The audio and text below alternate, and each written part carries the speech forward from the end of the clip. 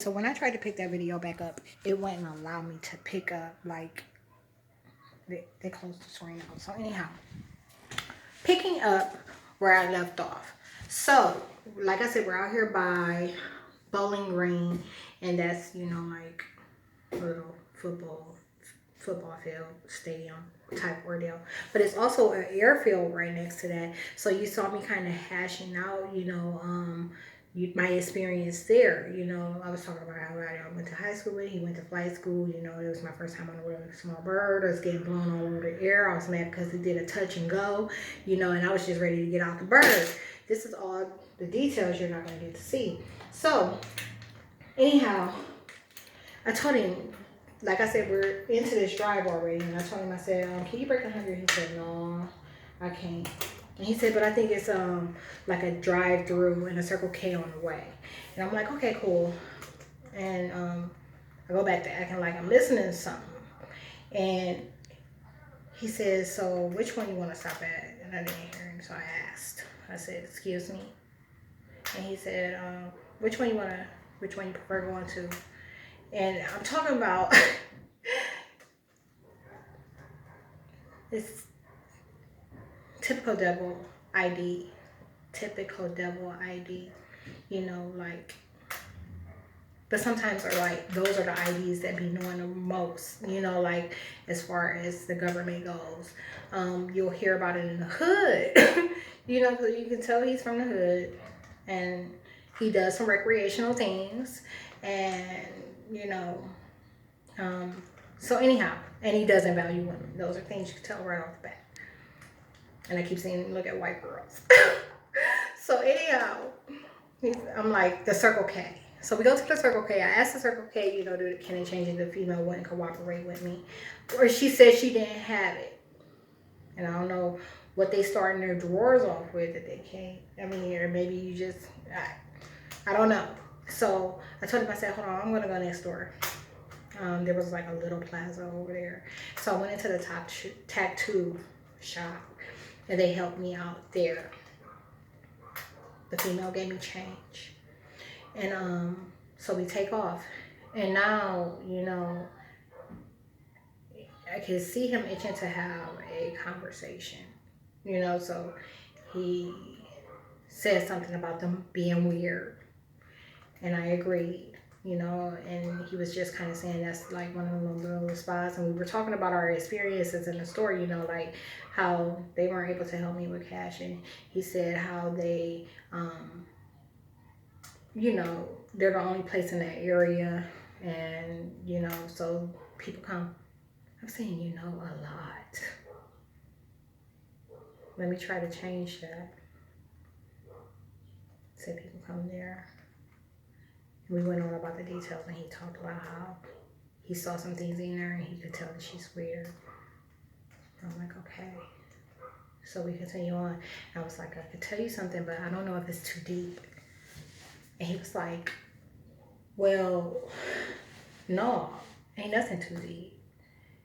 And I told him, I said, well, white people don't have souls, right? And he said, if they did, they wouldn't do half the stuff that they do. I was like, okay, so the how? Like, they're a reflection of artificial technology. I was like, they can't stand without supercomputers. The government's in place for them. And he was like, yeah. And he went on, he started talking about programming. So this is like a common problem that I run into when I have conversations with the devil. They know who I am. When they assume that state of consciousness, they're eager to engage with me for a reason. So for everything that he noted, and he noted a lot. So he's talking about things like programming. And he's talking about things like kind of sort of in the relationship to the media. And he's talking about things like babies. And I'm talking about, for everything that he mentioned, I'm telling him the how it's being done. He knows exactly who I am. When I tell him that I know how these things are taking place, he talked like I didn't tell him, like, I just told him how it's taking place. So if you mention programming and I tell you that that's a reflection of artificial technology, RFID chips paired with supercomputers, eugenics, you know. So, in other words, I'm not telling you nothing you don't already know. You're just checking to see what I know. And so that went on for a little bit. We discussed all those topics some more, eugenics and DNA theft. And eventually, at the very end of the ride, I told him that I was being attacked by the government. And he didn't have, a natural human reaction to that. So we went through everything. We went through demon possession. We went through DNA theft. We went through all of it. The Constitution, I done talked about the Constitution, why it's founded and who it's founded for, in the end times. And he was saying that some of the stuff he brought up, he was like, that stuff was mentioned biblically. You know what I'm saying? He was like, the island of Patmos and, them being cast out into Caucasus Mountains. He said that's why they're called. I said, yeah, Yakub and Yashmal. And he was like, yeah. And I was like, yeah, created races. Like it's the end for created races. I didn't tell him who I was because he already knows who I am. No one else is able to say what I say. You don't hear a discussion like mine. So we went on and we talked about physics, and I'm telling him about magic, and stuff like that, and pineal glands and stuff like that. So this is all, the closing of this conversation takes place over about 3 or 4 more minutes. Like, we at the spot, and there's a guy that just came out the storage unit. He's riding a motorcycle, a white guy, and he's listening in. He's paying attention to the last few minutes of our conversation. So he's picking up on all these keywords, these key terms. This agent is getting info. So anyhow, I close it up. I'm like, you know what I'm saying? Like, he's like, I be trying to tell people. It's what he said. When you live in the hood, that's what they always say. They always say, I'm trying to tell people. I be trying to tell people.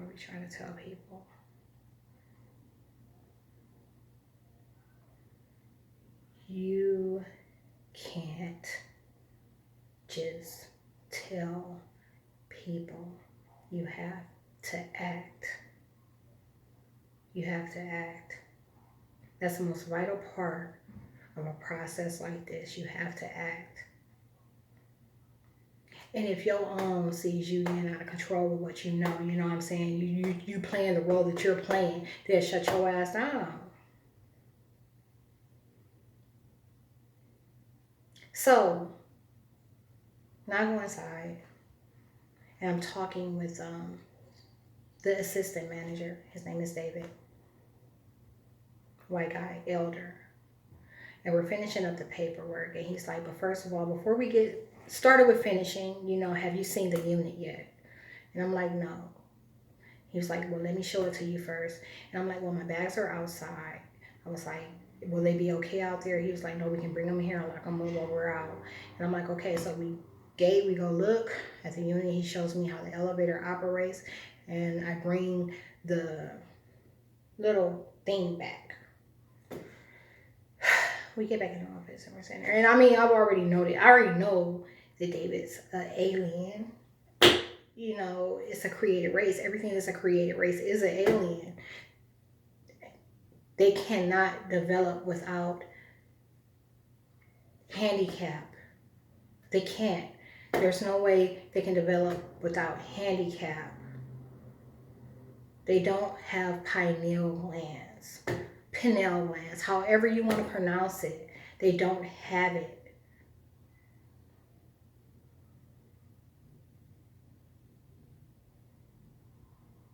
So when you look at created races today, what you're seeing is a reflection of artificial technology, scientific advancements. Their gods are genetic engineers, and the same thing goes for a whole lot of black people. That's just the reality of it. And Africans in Africa. They're under the same type of structure. And some will call it mind control. And mind control is often made a mockery of, but it's real. So we go, we check for the unit, we come back, and now we're finishing up the paperwork. And like I said, I already know who David is. I already know that I'm dealing with an agent. That's just how business is set up. That's how constituency is set up. That's how the government is set up. We ain't got no business operating under a government. I ain't got no business being a citizen. Citizenship is how they strip us of our birthrights, my bloodline of its birthrights. By us not being sovereign, we can't claim dominion. So, and meanwhile, they're trying to strip us down and make us like the rest. So, the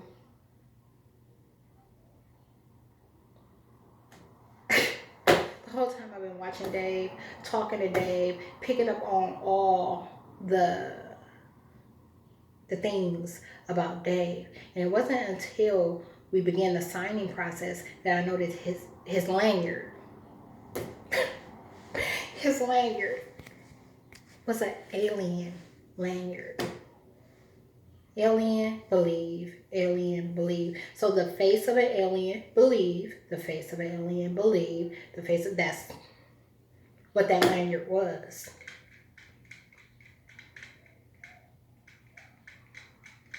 And so I'm taken back by it. So I don't say anything right off bat. You know, I just signing. Working on signing. And so eventually I asked Dave, I said, so I see you believe in aliens. What do you think about Area 51? And he said, you know, according to, for lack of a better term, I'm using skeptics, but that's what he was saying. He used a different word, and I can't recall it right now. They're blocking that word from my recall. He was saying, according to them, you know, and any UFO activity, you know, something took place. He said, I believe that something took place there. You know, he was like, but I don't know. So that's a real basic answer for knowing that I know. And both of us left it at that. Area 51 ain't about no UFOs. Area 51 is about protecting physics. The physics that are associated with creating people. There's a science to making people. Human cloning, genetic engineering, all that stuff takes place there. Paranormal activity, that takes place there. So, like I said, you're not able to get to see all these things play out. You're not able to get to see, you know, like pictures that I have of that are associated with some of my research, and you know, the videos. You know, it's like a divine disclosure, or like divine disclosure on steroids, because at this point is leading up to where I have to do something because of the way that I'm being attacked. Law enforcement ain't doing shit about the way that I'm being attacked. These motherfucking politics are in place to strip me of what little motherfucking rights I have as a citizen.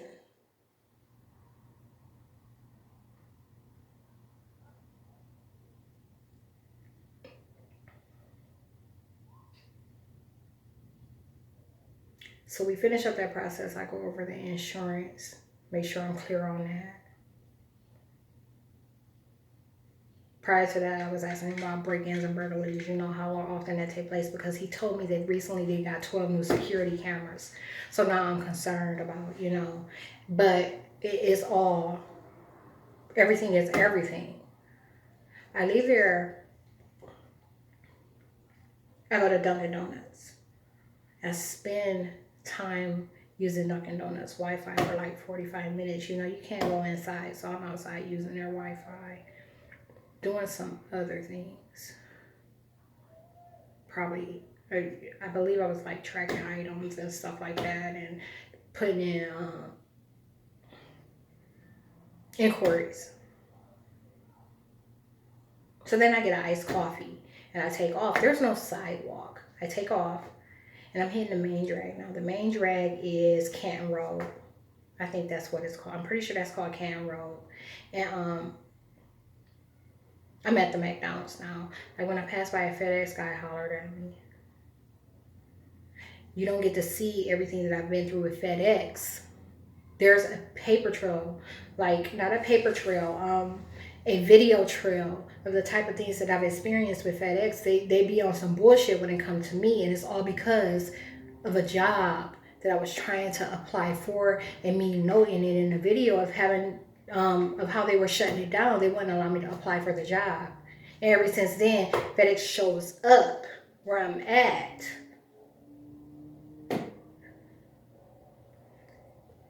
And some other things. So when it comes to resolving a situation, you know, they give me problems. Today, I got that matter with eBay situated. They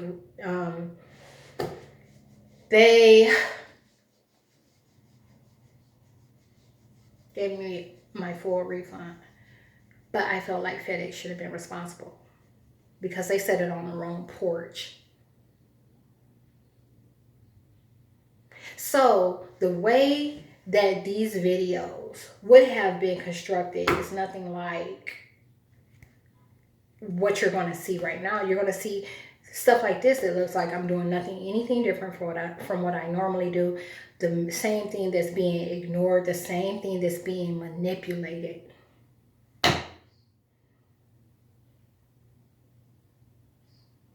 So while I'm at I leave, FedEx guy hollers at me while passing across Pizza Hut, and then there's a McDonald's right there, and like an Italian restaurant in between the two of those.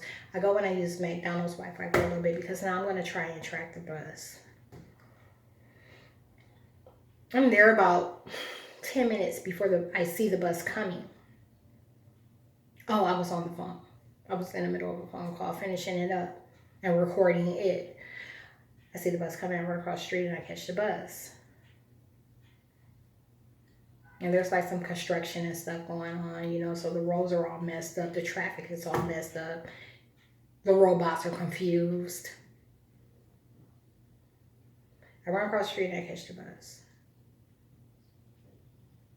I have my laundry on me, so I ride the number 13 all the way out to Brown Street, laundromat. When I get to Brown Street laundromat, I get my clothes started, and I'm like trying so hard not to go get anything to eat. But while I'm on this bus, let me tell you, while I'm on this bus, this female gets on that I met while I was homeless.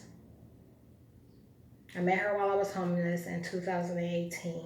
I know her to be on the streets, and these are the things that you now cannot see. You're not going to get to see any of this. You're not going to get to see how this plays out, so you're not going to have a recall of how these events are connected.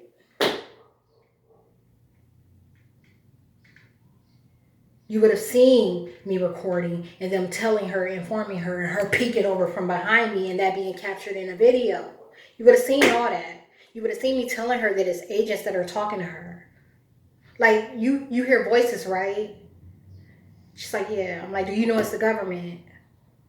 I got a few situations like that. You know, females, black females.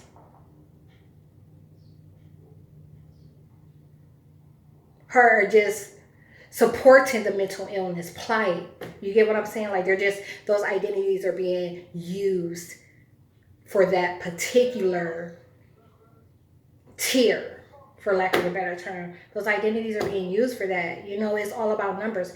When the government breaks shit down, they break it down like we're gonna have these many people employed, these many people.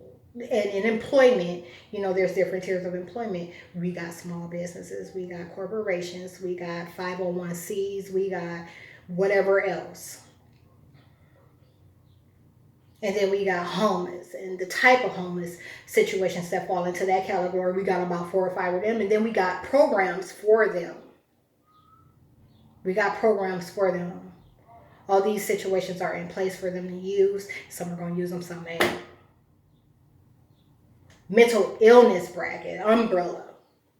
There's stuff in place for that. Programs in place for that. Things that are all connected. If you go to St. Thomas Hospital in Akron, Ohio, if you get pink slipped by an officer and go there, if you do objection over treatment and you're found guilty, they rule in the doctor's favor, they're going to put you on a civil commitment. And part of that civil commitment is that you connect with CSS, Community Support Services. And that you do New Day. New Day.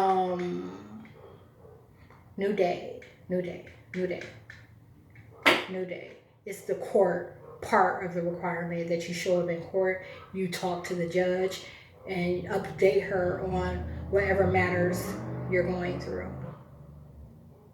She's going to ask you how the medicine is going. She's going to ask you about your personal situations and whether or not CSS is helping you with those situations. So if you don't have food stamps, you can't afford food, that's something that your caseworker can help you with. If you don't have housing, that's something that your caseworker can help you with. If you don't have a job, that's something that your caseworker is supposed to be able to help you with. So what the whole court situation is supposed to be like is a check and balance ordeal.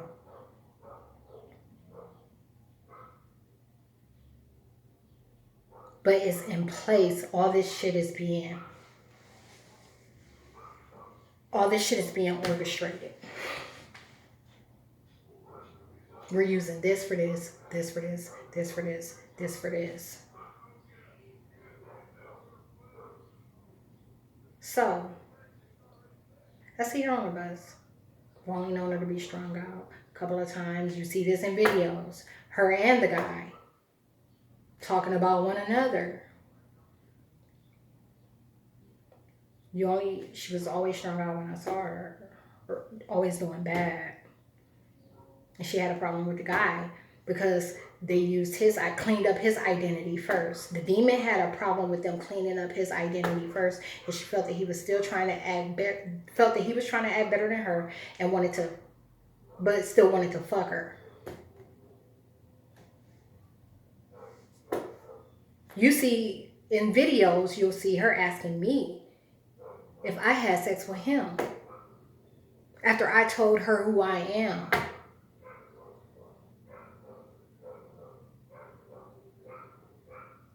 That's perception management. That's what the CIA is responsible for. They shape people's perception of reality, what they think you will and you won't do, who they think you are and who they think you're not. What they can factor in of what you've told them. So if I give you a whole bunch of information, if I tell you a whole bunch of things about how shit is and how it operates, they're going to make sure that you don't remember none of it. They're going to wipe all that from your memory. That's an identity that's easily used. And because that female is absent from the body, agents can show up and use that identity. They will assume consciousness. And when they assume consciousness, they always got some bullshit going on when it comes to me. Their conversation is different when it comes to me. So if this is what the robot always says, this is how a robot always is, today, when the agent shows up in that identity, our conversation will be way different.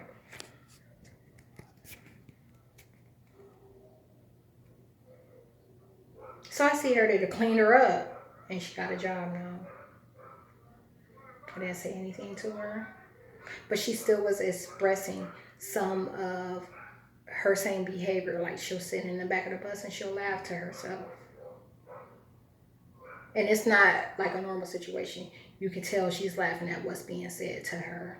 You know, it ain't one of them super crazy You know, it ain't one of them type of programs.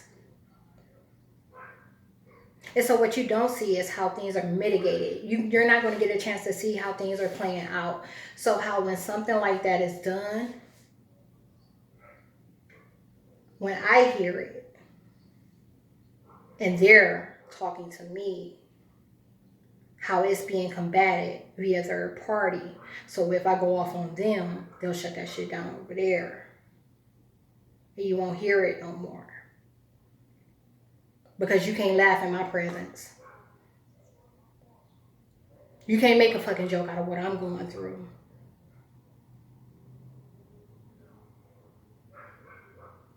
So I go and I do laundry. I get myself started. I don't go eat. I go sit out back. And an agent shows up. Hold on.